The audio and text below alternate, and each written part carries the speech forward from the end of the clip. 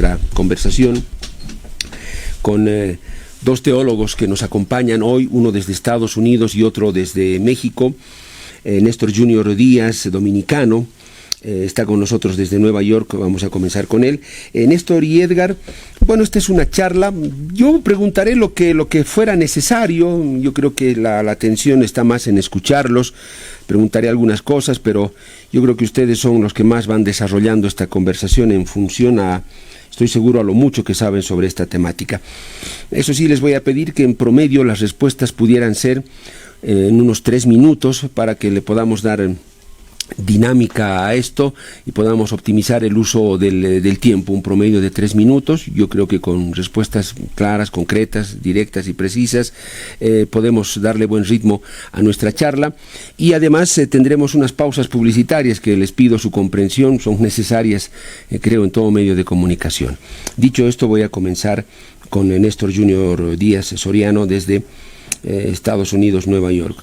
Néstor, la castidad, el celibato, ¿de dónde nace esta norma o esta regla que tiene la Iglesia? ¿Lo dijo Dios? ¿A través de quién? ¿De Jesús? ¿Está escrito en algún lugar? Néstor, adelante, lo escuchamos. Bueno, reitero otra vez muchas gracias por estar acá y por poder desarrollar este tema tan importante. Mira, el celibato realmente es una práctica disciplinaria que tiene larga data. Es decir, nosotros podríamos rastrear ciertas prácticas de celibato dentro de grupos religiosos específicos. Por ejemplo, el budismo tiende a dar una idealización del concepto del celibato, y aparecía también en la antigüedad en algunos grupos muy cercanos al mundo de Cristo. Sería el grupo de los esenios, aunque hay dudas respecto a si los esenios realmente idealizaban el celibato. Lo que parece ser más bien práctico es que en la época de Jesús lo que se magnificaba era el estado del matrimonio. El matrimonio se convertía en la meta final del ser humano, y parece que los cristianos primitivos asumieron esa misma visión heredada del judaísmo. Hay pasajes, obviamente, por ejemplo, en el discurso de Jesús en Mateo capítulo 19, versículos 10 al 12, que habla de eunucos que se hacen a sí mismos por causa del reino de Dios para dedicarse enteramente al mismo, y de ahí se ha tratado de desprender una especie de referencia implícita a cierta pertinencia del celibato en el trabajo del ministro de Dios. Pero claro, esta sería una referencia muy, muy sacada de los cabellos, porque también el texto habla de eunucos que son hechos así por los hombres, y el término eunuco tiene que ver con una persona que ha sido castrada. Entonces, si llevamos a último término esta referencia de Jesús en Mateo 19, 10 al 12, podemos justificar actos como los de Orígenes o Tertuliano, que se castraron a sí mismos con el fin de poder dedicarse más al servicio del Señor. Donde podríamos encontrar una referencia básica no sería ya en ese pasaje de Mateo, sino en 1 Corintios 7:32, cuando el apóstol Pablo dice que el hombre soltero se dedica más a las cosas del Señor que el hombre casado, que tiene que estar ocupado en las cosas del mundo. Pero el apóstol Pablo, en toda la sugerencia que hace en ese capítulo de 1 Corintios, presenta el celibato como un elemento optativo que descansa sobre un don dado a la persona, que es el don de continencia. No es una imposición ni un requisito para ser obispo o para acceder a un cargo pastoral. De hecho, todo lo contrario. En 1 Timoteo capítulo 3, 2 al 5, Pablo coloca como requisito para el obispado que sea marido de una sola mujer. Tiene que ser un hombre casado. Y las razones son muchas. De hecho, en la misma epístola, él llega a decir que es una doctrina de demonios. Esto lo encuentran ustedes en 1 Corintios capítulo 4, versículo 2 y el 3, que es una doctrina de demonios el prohibir casarse, porque justamente grupos que pertenecen a la heterodoxia, como el gnosticismo y otros grupos más, incluyendo incluso los ebionitas, tendían a justificar el celibato e imponían el celibato como un requisito justamente para aquellos que querían ser ordenados o querían pertenecer a esa secta determinada. Así que el apóstol Pablo considera que la característica de los grupos heréticos, justamente aquellos que siguen estas doctrinas de demonios, es prohibir casarse, siendo el matrimonio un don de Dios. Así que en el siglo I no encuentro esta idea, por lo menos consultando los documentos iniciales, no encuentro esta idea de que el celibato sea impositivo y necesario para el ejercicio pastoral dentro del cristianismo. Lo que sí vamos a descubrir es que hay opciones, se le permiten a personas que no necesariamente ejercen cargos pastorales, si lo desean, dedicarse al Señor por entero y prescindir del matrimonio y dedicarse, si tienen este don de continencia, al Señor totalmente, como por ejemplo hizo el apóstol Pablo. Ahora, a partir del siglo II, hay una especie de idealización, encontramos una especie de idealización del celibato, que no es impositivo, no sigue siendo un requisito para el obispado, pero sí es una práctica común. Lo vamos a ver en los escritos de Justino, de Arístides, de Atenas. El principio práctico que ellos van a defender es que como creyente, si yo decido dedicarme por completo al Señor, entonces podría, si lo deseo, prescindir del matrimonio, pero no es un requisito impositivo. El principio que sí vamos a encontrar a partir de ese siglo es que se permite a ministros casados que ejerzan el obispado siempre y cuando, aunque estén casados, se abstengan de tener relaciones sexuales. Y ese es el principio que da germen y origen al celibato dentro del catolicismo romano, porque será consagrado en el Concilio de Elvira, en el Canon 33 y en el Concilio de Cartago, y también en 3 decretales del obispo de Roma Cilicio, que llegan a hablar del ideal de continencia dentro del matrimonio, es decir, la continencia temporal de los sacerdotes del Antiguo Testamento cuando servían en el templo, en el Nuevo se hizo perpetua. Ese es un principio que encuentras en las decretales de Cilicio del siglo IV. Por lo tanto, nosotros no podríamos decir que el rastreo directo se encontraría en la iglesia o en la experiencia de la iglesia primitiva, pero sí en estas decretales del siglo IV y en estos concilios que obviamente comenzarán a presentar un ideal de continencia dentro del matrimonio. Y obviamente, si yo tengo que abstenerme de relaciones sexuales dentro del matrimonio, ¿para qué casarse? Y es ahí entonces donde vamos a ver el desarrollo a través del concilio de Neo-Cesarea, que va a decir que no es lícito a los presbíteros casarse. De ahí vendrá el ideal monástico, y en el ideal monástico vamos obviamente a encontrar esta referencia directa de que el celibato, al igual que el voto de pobreza, es un ideal a alcanzar, y esto poco a poco irá calando para convertirse en uno de los puntos esenciales para la reforma del siglo XI. Desde la cúspide del papado, la reforma del siglo XI va a interesarse en promover o imponer de forma clara que los ministros, para poder ejercer de forma adecuada su trabajo pastoral, tenían que ser célibes. El concilio de Letrán hará su parte, pero sobre todo lo hará el pueblo. Y esto es algo con lo que quiero por lo menos dejar esta nota. La aprobación del celibato impositivo a los sacerdotes también vino de la demanda popular. En Italia se formó un grupo llamado el Grupo de los Patares, que llamaban rameras a las mujeres de los obispos casados. Es decir, en el siglo XI la media era tener obispos casados y tener obispos célibes. Bueno, los obispos célibes comenzaron a imponer su ideal sobre los casados y el pueblo los apoyó. Y los patares lo que hacían era entrar a las casas de los obispos casados y golpear a sus mujeres. Entonces, a partir de ahí, de ese fervor popular que confundió el celibato como un requisito para una reforma de las costumbres de la iglesia, es cuando la iglesia devendrá poco a poco en asumirlo como un requisito esencial, y ya nosotros conocemos el resto de la historia. Bien, Néstor, estoy curioso de escucharlo a Edgar Pacheco desde Chihuahua, México. Pareciera que la senda comienza a marcarse, porque más de uno que no conoce, que es ignorante en esta materia bíblica, teológica, que es muy profunda, dirá, en alguna parte de la Biblia señala expresamente, dispone el celibato, lo dijo Jesús, Lo dijo uno de sus apóstoles, luego se convirtió en norma y en regla, lo dijo Dios. ¿Cómo es esto? ¿De dónde nace? 10 de la mañana con 32 minutos, el celibato, la castidad, un requisito en este tiempo ineludible para ser sacerdote en la Iglesia Católica.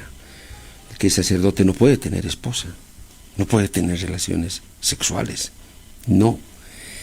Y es por eso que muchos sacerdotes, de manera oculta, clandestina, decidieron, no todos por supuesto, sino algunos, los casos que se han conocido en el mundo, han decidido ser humanos normales y buscar relaciones, y en otros casos ya distorsionadas, deformadas, ¿no? Con niños, con menores, en fin. Estamos hablando de eso. Edgar Pacheco, licenciado en Teología y también Psicología, desde Chihuahua, México. Edgar, ¿qué dice usted sobre lo primero que ya ha planteado Néstor Jr. desde Nueva York, Estados Unidos? Edgar, lo escuchamos atentamente. Sí, muchas gracias. Mira, primero hay que decir que en Occidente el sacerdote es visto como un arquetipo de luz moral, ¿no? En algunos lugares los sacerdotes pues no solo fungen como guías morales, sino como maestros, como luchadores sociales y como otras cosas, y esto contribuye a que la gente deposite una fe ciega en ellos, ¿no? Y les cueste mucho trabajo, en efecto, creer que en el seno de una institución que se precie de guía moral, pues existan estos seres lamentablemente depravados. Ahora, siguiendo el contexto de Néstor, para entender esto sí hay que entender los entresijos que hay en torno a ello, y uno de ellos es el entresijo teológico, y es que algunos arguyen que el celibato pues tendría tácitamente esta idea de que los sacerdotes ordenados gozan de una cualidad sobrenatural, ¿no? Que vendría siendo el don de continencia, que básicamente es la idea de que el sacerdote goza de un cierto poder que les otorga la capacidad de contener sus impulsos sexuales y mantenerse célibes. Ahora, hay que decir, siendo esto una cuestión meramente subjetiva, que la Iglesia no tiene forma de saber qué sacerdote tendría realmente el don de continencia y quién no tendría el don de continencia.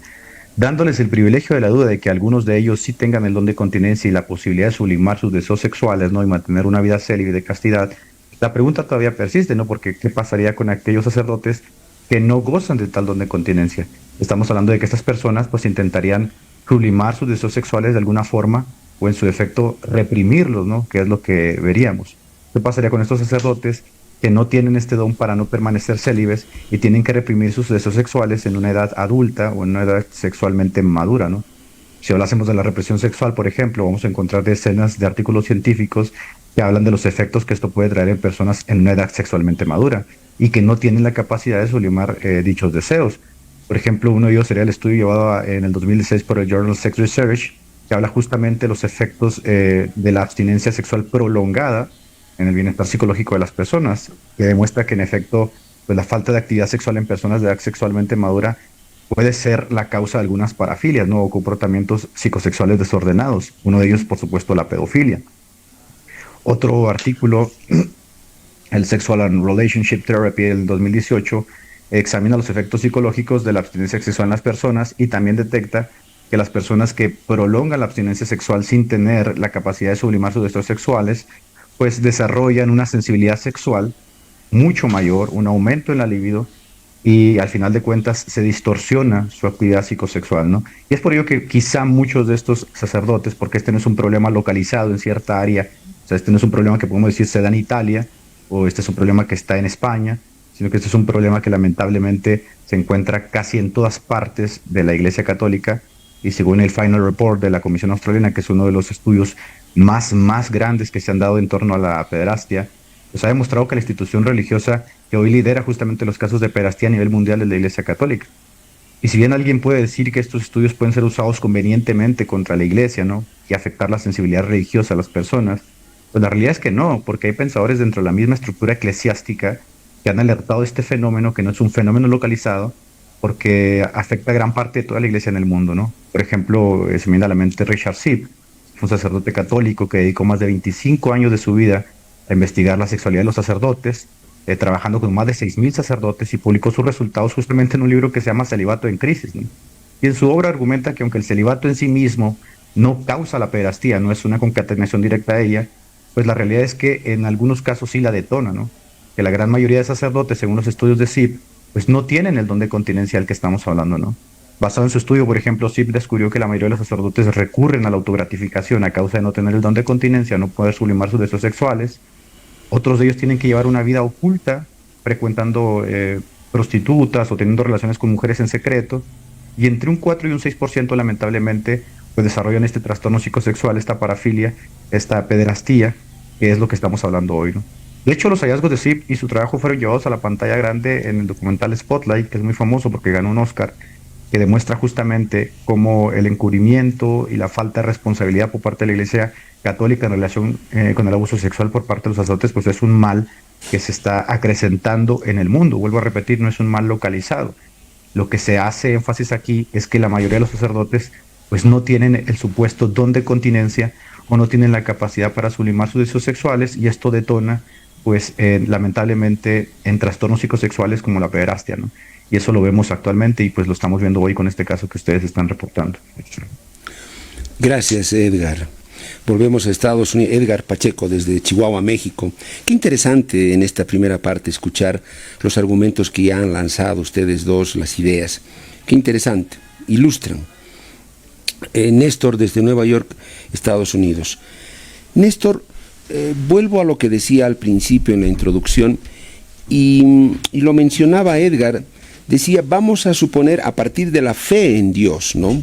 De esa fuerza, de esa fe, vamos a suponer que Dios dota de esa capacidad a quien va a ser sacerdote, porque es un escogido por Dios, y por lo tanto a la vez va a adquirir esa fuerza de capacidad de contenerse, controlarse e ir alejando el deseo sexual de su vida. ¿Por qué? Porque esa misma fe lo ayuda, Dios lo ayuda para eso.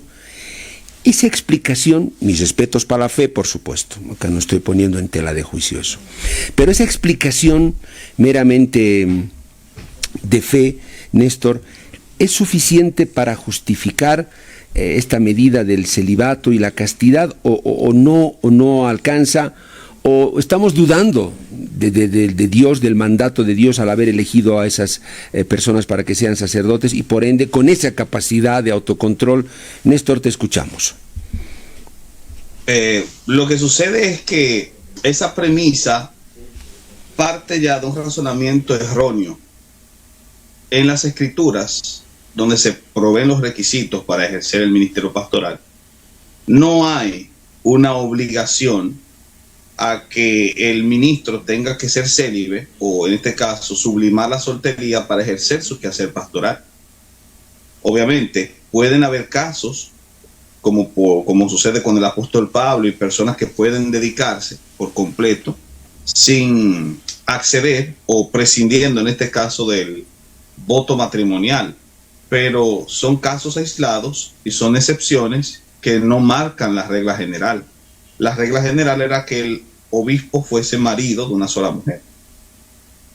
Y los apóstoles, por ejemplo, muchos de ellos tenemos constancia de que eran hombres casados. El apóstol Pablo incluso llega a suponer algo interesante en Primera de Corintios, capítulo 9, cuando dice al inicio de ese capítulo lo siguiente: no soy apóstol, no soy libre, no he visto a Jesús el Señor nuestro. Si para otros no soy apóstol, para vosotros ciertamente. Y luego comienza a hacer una definición de cosas, y luego dice en el verso 5, no tenemos derecho a traer con nosotros una hermana por mujer, como también los otros apóstoles y los hermanos del Señor y Cefas, es decir, Pedro. De modo tal que no es un requisito imprescindible ser célibe para ser un ministro del Señor. Claro, pueden haber casos, pero eso no implica que sea la regla general, y por lo tanto la pregunta partiría de una premisa inadecuada. Perfecto, Néstor.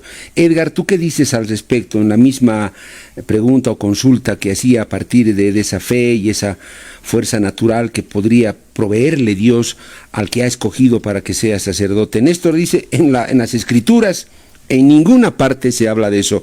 Edgar, te escuchamos.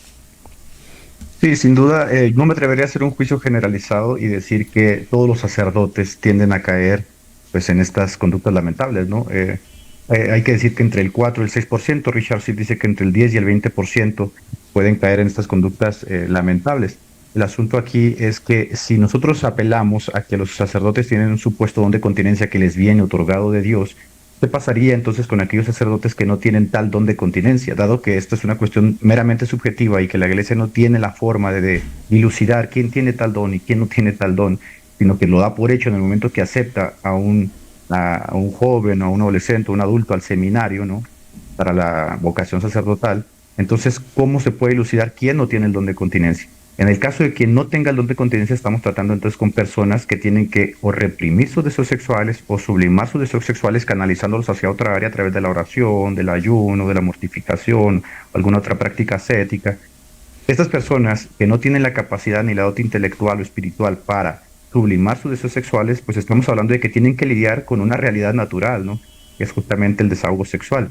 Ahora, si no tienen la forma de lidiar con el desahogo sexual, pues entonces van a tener que lidiar con un problema, ¿no? El problema de, como lo dicen los estudios científicos, ¿no? De la ansiedad, del miedo y en algunos casos de las parafilias, que es justamente lo que menciona Richard Sibb, ¿no? Richard Sibb menciona en su libro El celibato en crisis que lamentablemente la mayoría de los sacerdotes no tienen tal don de incontinencia y lo demuestra justamente porque hay incluso movimientos, por ejemplo, Coping International está creado por un hijo de un sacerdote que buscó la manera de que todos esos hijos de sacerdotes que nacen justamente a causa de sacerdotes que no tienen el don de incontinencia y que se meten con mujeres para el desahogo sexual, pues recibieran representación por parte del Vaticano. Hoy se dice que hay más de 4,000 hijos, ¿no? Que los sacerdotes han tenido, de los que se sabe, fuera de la vocación. Entonces estamos hablando de que sí hay un asunto que es real y es que muchos sacerdotes lamentablemente no tienen el supuesto don de continencia, aunque lo digan, ¿no? Y que tienen que estar peleando dentro de una institución que lamentablemente los fuerza a ser célibes para permanecer en el sacerdocio. Perfecto, bien. Muy interesante, Néstor y Edgar. En esta hora, por favor, nuestra última pausa y luego, de hecho, les adelanto algo, Néstor y Edgar. Jesús, hasta donde se sabe, no tuvo relaciones sexuales. Diríamos que es el primer líder de esa iglesia católica que después fue fundada, pero es el primer líder acá en la tierra a cual siguieron los apóstoles y demás. Jesús no tuvo, hasta donde se sabe, relaciones sexuales. Él no tuvo esposa. Entonces, ese puede ser el paradigma y el ejemplo que toma la Iglesia Católica y decir, Jesús no lo hizo. Por lo tanto, los que queremos seguir sus pasos y su palabra, tenemos que adoptar similar conducta. No sé si lo que estoy preguntando es una absurdez. Ustedes lo dirán, Néstor y Edgar. Esta pausa y volvemos.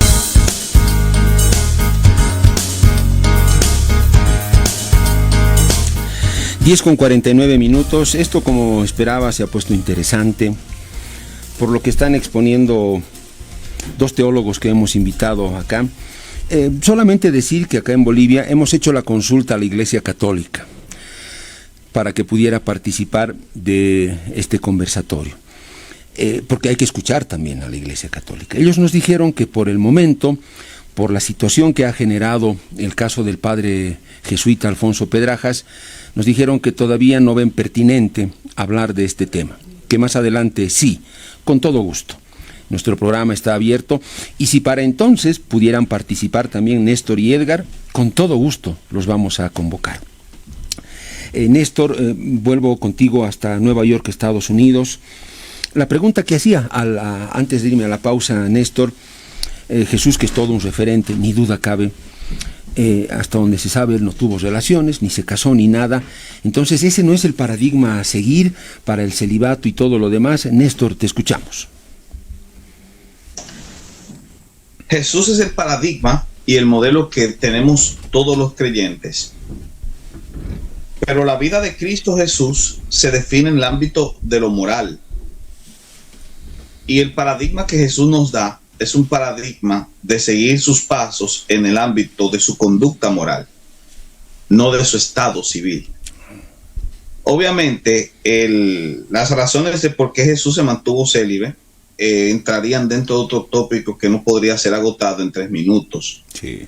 Pero sin embargo, lo que nosotros siempre debemos ver es la práctica común que tiene la iglesia primitiva. Jesús tenía entre sus discípulos a hombres casados, a los cuales los encargó a trabajar dentro de la obra y no les dijo que abandonasen a sus esposas, o por lo menos no tenemos constancia de ello a la luz del texto que leímos en 1 Corintios 9:5, de forma tal que un hombre casado puede ejercer el trabajo pastoral y no necesita buscar una justificación a su celibato en la vida célibe de Cristo, porque ese no es el propósito. Si vamos entonces a llegar a esa falacia de non sequitur, tendríamos entonces que crucificarnos literalmente en una colina, y cosa obviamente que es contraria a todos los planteamientos que podríamos asumir. Además, hay puntos también en la vida de Cristo que son inimitables. Nosotros no podemos llegar a ese grado de imitación total, porque sin duda alguna tendríamos que compartir con Él su filiación divina, en el sentido en el que Cristo es entendido como hijo de Dios. La teología no llega a ese punto. Entonces, la práctica cristiana común justamente era en la antigüedad, incluso con constancia escrita, de que una persona podía ser marido de una sola mujer, y de hecho era obligatorio que lo fuese para poder ejercer confiadamente el trabajo de la iglesia, porque el que no gobierna bien su casa, ¿cómo podrá gobernar la casa de Dios? Así que no es que tengamos que imitar un modelo, es que tenemos que seguir las directrices que los líderes primitivos que compartieron con Jesús dejaron a la iglesia directamente al inicio, y justamente una de ellas era no impedir el matrimonio a una persona que quisiera servir fielmente al Señor. Estoy muy tentado, Néstor, de brindarles a ambos tal vez más de los 3 minutos, quién sabe un poco más, sí. Me has dejado muy tentado con eso, con esa cosa que tú has lanzado. ¿Por qué Jesús se mantuvo célibe? Muy tentadora la idea, y me gustaría escucharte, obviamente un poco más allá de esos 3 minutos, ojalá fuera posible, y estoy seguro que Edgar también tiene lo suyo. Edgar, esa pregunta que yo hacía a partir de imagen, de paradigma en Jesús, que hasta donde se conoce no tuvo relaciones sexuales, se mantuvo célibe, no tuvo esposa, es el modelo a seguir, y ahí tal vez el origen del celibato. Edgar, te escuchamos. No, totalmente de acuerdo con lo que acaba de mencionar Néstor, ¿no? Lo ha explicado de una forma pues, magnánima. Pero si bien, aparte de eso, hay que decir que la iglesia pues es un cúmulo de personas que redimidas de sus pecados, pues tienen por fin insertarse, ¿no?, en la sociedad. Eh, y para ello la iglesia se ancla a la sociedad y lidia con los problemas de la sociedad. Y siendo la familia, pues la célula de la sociedad, sería un tanto incongruente hablar de una iglesia que tiene por fin ser luz en las diferentes esferas de la sociedad y se muestra ignorante de una de ellas, ¿no?, que sería la familia, o como lo es la familia. Por ello, como bien dijo Néstor, uno de los requisitos para el obispo es que sea casado y que tenga en sujeción a sus hijos, ¿no?, para que así sea ejemplo a la sociedad de lo que debería ser una familia ejemplar. Es por ello que no es raro que nosotros encontremos a los apóstoles casados. Es normal en la Biblia, es normal en el contexto judío, con familias, ¿no?, formando parte normal de la sociedad. De hecho, tan importante va a ser esto que estará la advertencia del apóstol Pablo de que quien no provea para su familia ha negado la fe. Por lo tanto, el celibato vendría a ser algo totalmente novedoso dentro de este contexto en el que estamos hablando, ¿no? Porque pues hablamos, por ejemplo, de que Pedro tenía a su esposa, de que algunos apóstoles tenían su esposa, tenían sus familias, y acá tenemos justamente todo lo contrario, ¿no? Tenemos hombres que se dedican a servir a Dios y tratar de reconciliar a Dios con los hombres, pero parece que ignoran esta parte tan importante que es la familia, ¿no? Entonces, ¿cómo podrían ellos apoyar en esta parte tan importante como la familia, siendo ellos célibes, ¿no? Edgar, sin embargo, porque has hecho un uso muy medido del tiempo, ¿por qué tengo la sensación de que el sexo ha sido siempre visto como algo impuro, sucio, que hay que esconderlo, que tal vez por el pecado original, que Eva tentó a Adán, y a partir de eso lo del sexo, wow, no me hablen de eso, y ahí en la iglesia, no, nosotros no vamos a caer en eso, nos vamos a mantener limpios? O sea, esas lógicas, no sé hasta qué punto podrían entrar en argumentos, Edgar. Sí, todo este desarrollo sobre la sexualidad que se ve en la Edad Media, sobre todo San Agustín, que consideraba bastante pernicioso el sexo, por considerar que la satisfacción sexual es el resultado de la caída, como bien dices, pues ha traído sus consecuencias hasta nuestros días, ¿no? Porque si bien asco, culpa, miedo han sido centrales en el proceso civilizatorio de Occidente, también han hecho mucho daño, ¿no? Porque el sexo pues forma parte natural de la vida, es decir, la naturaleza no apuesta a su extinción, el sexo forma parte natural de nosotros. Entonces, hay una sublimación hacia la virginidad en la Edad Media y justamente se va a ver en el caso del celibato, ¿no? El celibato va a formar como el arquetipo de un hombre perfecto, moralmente hablando. Como lo acabo de decir, ¿no? El sacerdote llega a ser el arquetipo del hombre perfecto, del hombre moralmente superior, y la gente lo ve así, ¿no? Justamente porque está privado de relaciones sexuales, dando esa connotación de que las relaciones sexuales son per se malas, ¿no? Entonces, no, no es así. Eso es algo lamentablemente que se ha venido gestando desde la Edad Media y que se ha enquistado en el inconsciente de las personas y que pues ahí tiene sus resultados, ¿no? Los vemos hasta el día de hoy, que en realidad es todo lo contrario, ¿no? Néstor, tu criterio sobre esto de que el sexo es lo oscuro, lo prohibido, lo sucio, el pecado, la caída, Néstor. Surge de una sublimación de la idea del celibato como un requisito imprescindible para ser más espiritual, pero no tiene un basidero en las escrituras. De hecho, entendiendo que la base sobre la cual descansa la fe del Nuevo Testamento es la del Antiguo, vamos a encontrar en el Antiguo Testamento una exaltación del amor entre un hombre y una mujer. Entonces, esta idea también descansa sobre el mandato del Perú Urebú, el fructificad y multiplicados. Se entiende que la institución matrimonial es de origen divino y por lo tanto es sacramental y por ende necesaria, con fines reproductivos, pero también con fines de placer entre un hombre y una mujer, ya que ahí se complementa una especie de fractalidad con la realidad trinitaria. Es decir, la familia es un fractal de la Trinidad y por ende tiene un carácter sacratísimo. Por ende, no existe una prohibición al sexo. De hecho, el sexo es alabado. Se le dedica todo un libro sagrado, el Cantar de los Cantares, o Rosh Hashinim, y luego entonces vamos a encontrar en el Nuevo Testamento referencias veladas a este carácter sagrado que tiene el matrimonio y obviamente lo que implica detrás con la relación que Cristo tiene con su iglesia. Cristo es el esposo, la iglesia es su esposa y por ende existe esta orden de que el marido ame a su mujer, que el marido se entregue a su mujer, y el apóstol Pablo llega a hablar de las relaciones sexuales diciendo que no es bueno que una pareja no tenga relaciones sexuales.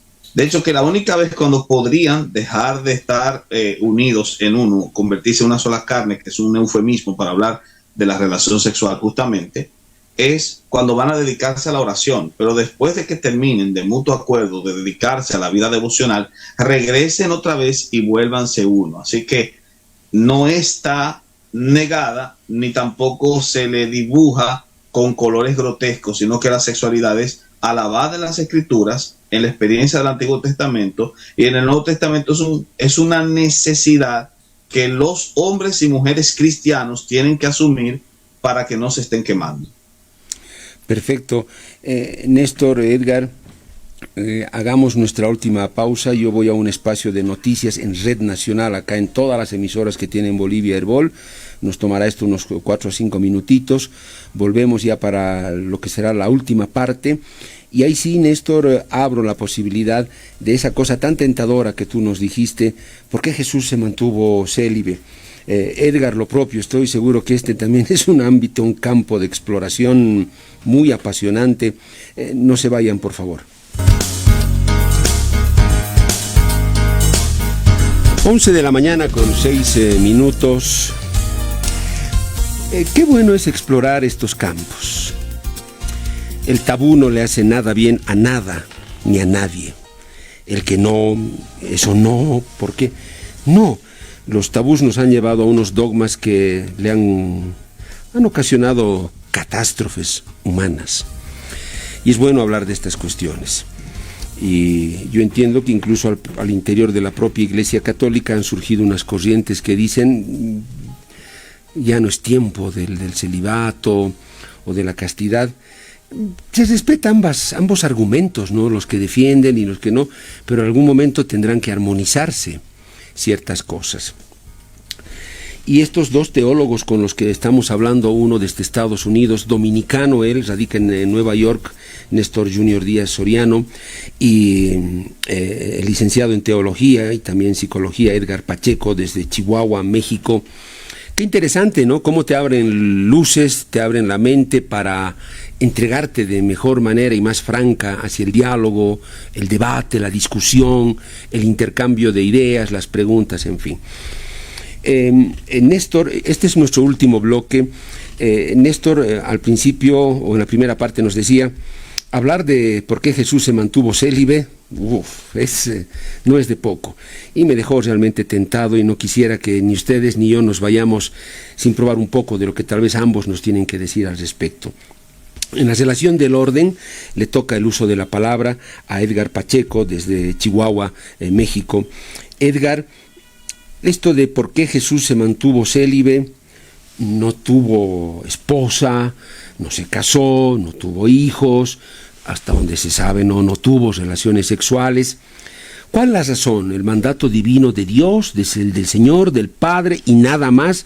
Se explica a partir de eso, y si ese fue el mandato divino, continúa la pregunta y vuelve a surgir con fuerza el por qué. Edgar, te escuchamos con mucha atención. Sí, sin duda alguna, Jesús pudo haber tenido la posibilidad de casarse, sin embargo no lo hizo, ¿no? Estaba totalmente abocado a su obra ministerial. Sabemos que su obra ministerial pues, duró cerca de 3 años específicamente, ¿no?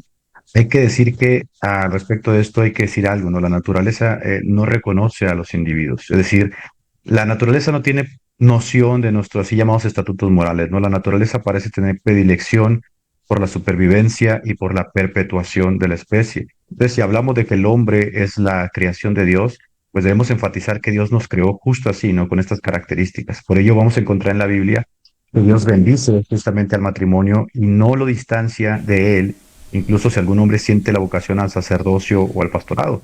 Por ello, uno de los requisitos en la Biblia, en toda la iglesia temprana, es justamente que el hombre sea casado. Por otra parte, pues la sublimación de la virginidad que se desarrolló por toda la Edad Media, nace particularmente el pensamiento de algunos teólogos como Agustín, como Jerónimo, que veían en la virginidad un símil con la pureza, ¿no? Y esto es porque asociaban a lo que tiene que ver con el cuerpo como algo que tiende al mal. De hecho, tanto fue el impacto que estas ideas causaron que pensadores como Orígenes, por ejemplo, se emascularan, se castraran para servir mejor al Señor, malinterpretando justamente algunos textos bíblicos o tratando de asociarse con Jesús en este camino célibe, ¿no? Cuando el Señor jamás les mandó esto.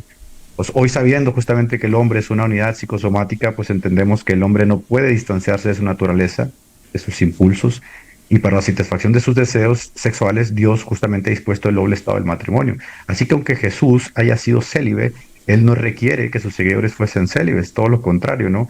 Él apoya el que sus seguidores conformen familias, estas familias se anclen a la sociedad y que formen parte de ella siendo luz. Por lo tanto, las familias cristianas, las familias católicas, pues son luz en medio de este mundo y no se requiere que sean célibes para servir al Señor, ¿no? O sea, será algo un tanto incongruente que nosotros, estando aquí en el mundo y sirviéndolo a Él, pues ignoremos justamente lo que es conocer a la familia, lo que es tener hijos, lo que es gozar del deseo sexual, justamente que Dios dispuso como algo bueno, ¿no?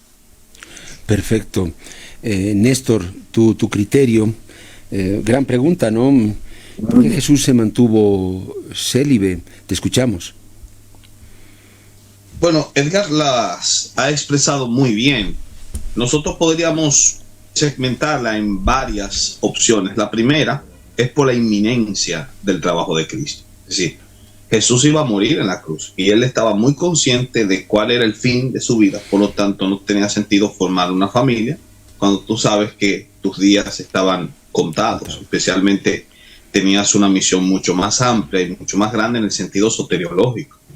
También por la naturaleza de Cristo. Hay que entender que como verus homo, verdadero hombre, él podía casarse, pero como verus deus, él trasciende a ese sentido del matrimonio. Hay un elemento también volitivo, es decir, por su propia voluntad, Jesús decidió no casarse y por último está el propósito del matrimonio. Recordemos que Jesús vive en un contexto determinado. Estamos hablando del judaísmo del segundo templo. En esa época, el judaísmo tenía la noción de que el matrimonio era con fines netamente reproductivos. Sí hay un elemento de placer que no se niega, pero el fin el objetivo del matrimonio era cumplir con el mandamiento del Perú Urebú, fructificar y multiplicarse. Si Jesús se casaba dentro de una sociedad con esta idea, obviamente el objetivo era que se reprodujera, y uno se pregunta, ¿qué implicaciones tendría el que Jesús tuviese un linaje físico? Hemos visto lo que ocurre generalmente si seguimos de cerca algunos lineamientos con respecto a grupos religiosos, como por ejemplo pasa con el Islam, que construyeron un culto alrededor de la figura de las hijas del profeta. Entonces, algo parecido podría haber desembocado dentro de la experiencia del judeocristianismo, es decir, crear una casta con la descendencia física de Cristo, cuando en Jesús siempre primó el discurso de que la relación que vale es la relación espiritual. Mi madre y mis hermanos no son mis hermanos y mi madre biológicos, sino los que hacen la voluntad de mi padre. Jesús está dándole un golpe inmediatamente a ese concepto de nepotismo espiritual que muchas veces surge en algunos grupos, y que, por cierto, ha sido la razón de por qué en la institución católica romana se ha pretendido justificar el celibato, para impedir que los bienes de la iglesia queden en las manos de los descendientes de los sacerdotes. Algo parecido, pero un nivel mayor, es el hecho de que Jesús no se hubiese casado, en el sentido de que no iba a generar un linaje que pudiese tener un carácter tan sacratísimo, que generase un culto alternativo alrededor de la figura de esos posibles hijos biológicos de Cristo. Así que yo creo que esa sería más o menos la manera como uno explicaría la respuesta a esa pregunta. Pero eso nada tiene que ver con los seguidores de Cristo. Los seguidores de Cristo no tienen esta misión, no tienen esta inminencia soteriológica en la misión que Jesús tenía, no comparten la doble naturaleza que Cristo tiene. Es decir, Jesús es Deus, verdadero Dios, nosotros no lo somos, y obviamente nuestro fin matrimonial tiene la misión directamente de poder reproducirse, y cuando nos reproducimos, nuestros hijos no tienen esta carga soteriológica que posiblemente podríamos adjudicar una posible descendencia física de Cristo. Perfecto. ¿Cuánto material nos dejan ustedes para todavía preguntar más y explorar más? 2 minutos, Néstor y Edgar, y plantearé mi última consulta, y cerraremos este conversatorio que creo colmó las expectativas acá en este programa de Herbol La Mañana en Directo. Va a lo que esperábamos encontrar en este conversatorio, en las exposiciones de ustedes. Estos 2 minutos y nuestro bloque de cierre.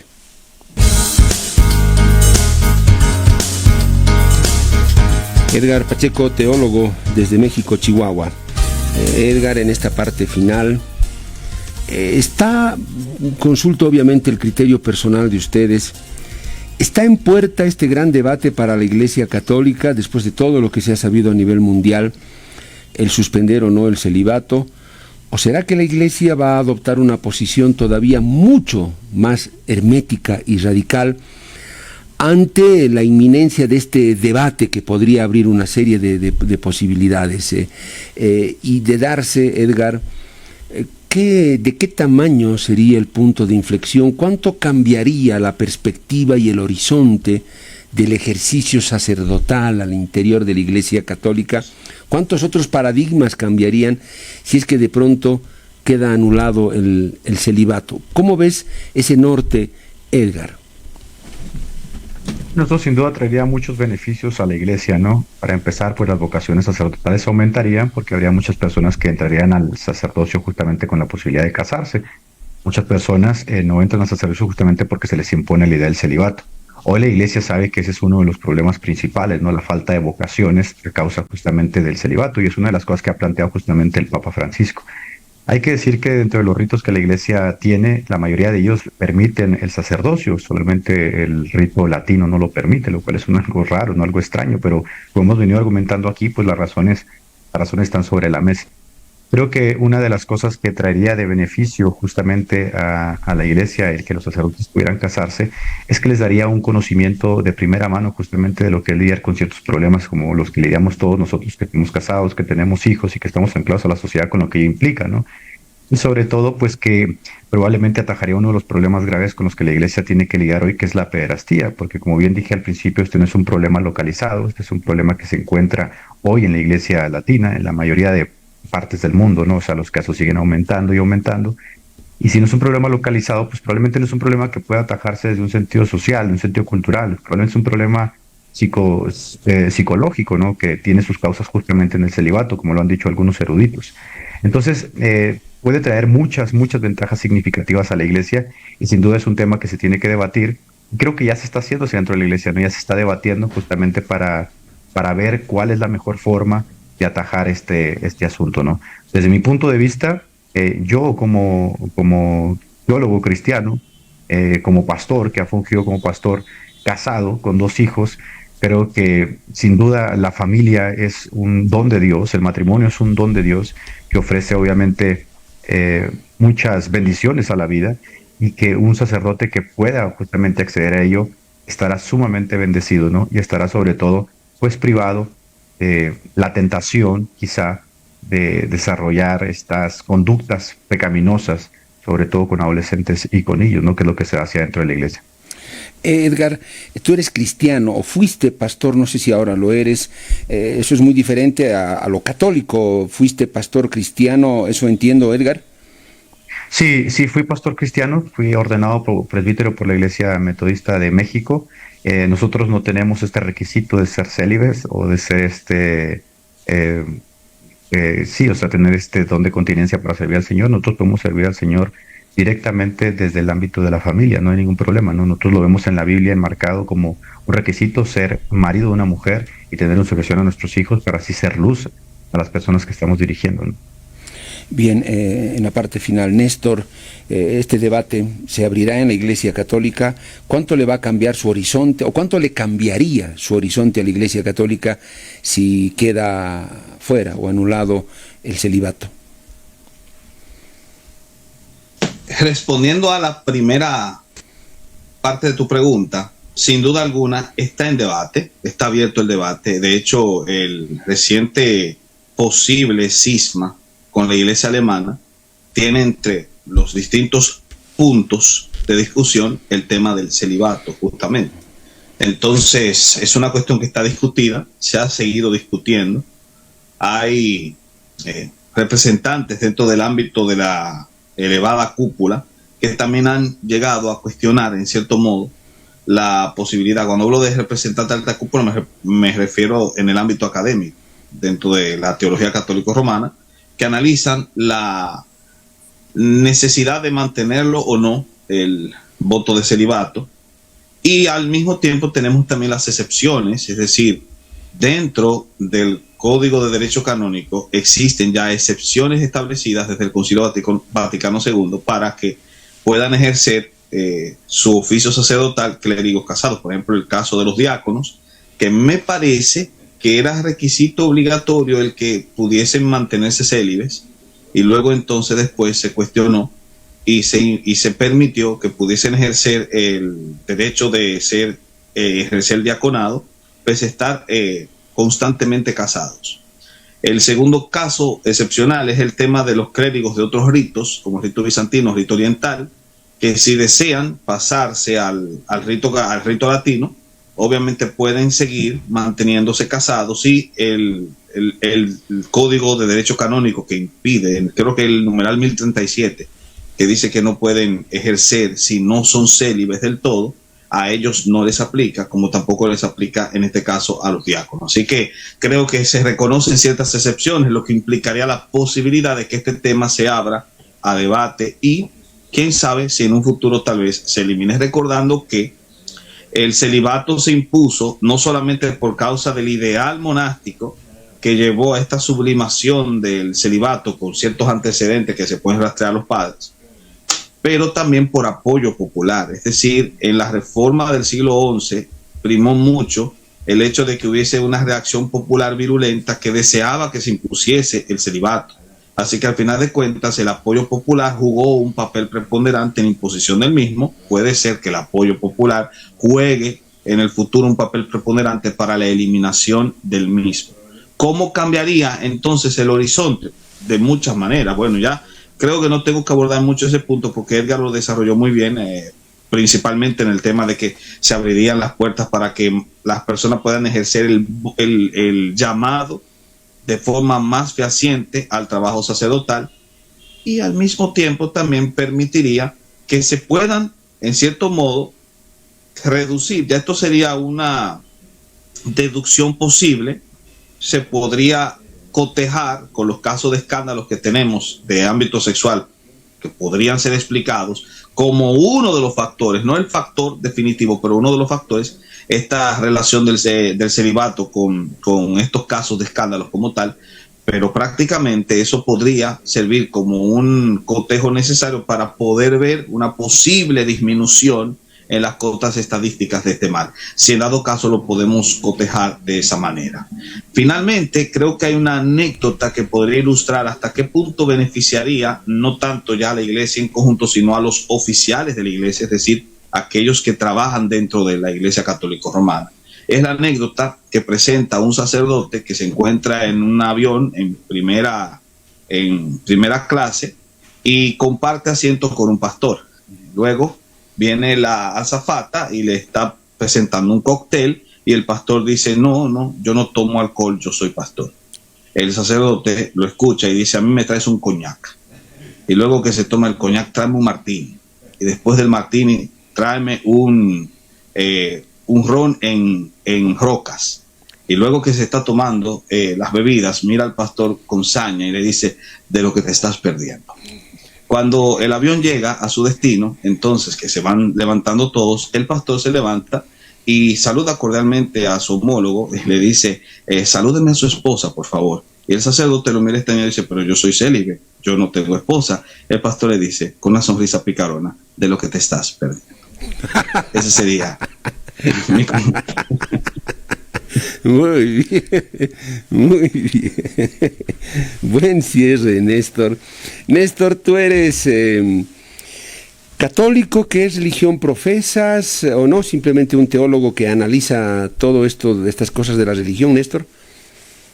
No, yo pertenezco a un equipo pastoral en una iglesia reformada. Perfecto. Néstor, tu despedida fue un gusto. Muchas gracias por este tiempo tan ilustrativo. Que nos abre muchas ventanas.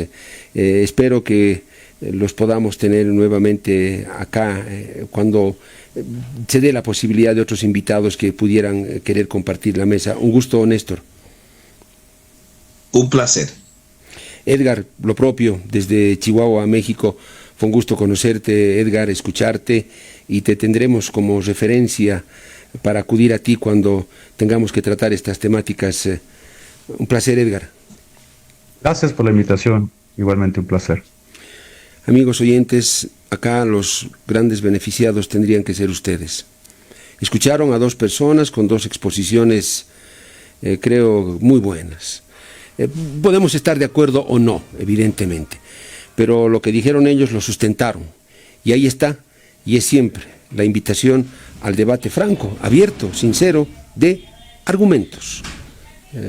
Razones, de posibilidad de tolerancia también, de ideas. De eso se trata. Esperemos que este nuevo conversatorio haya cumplido ese objetivo.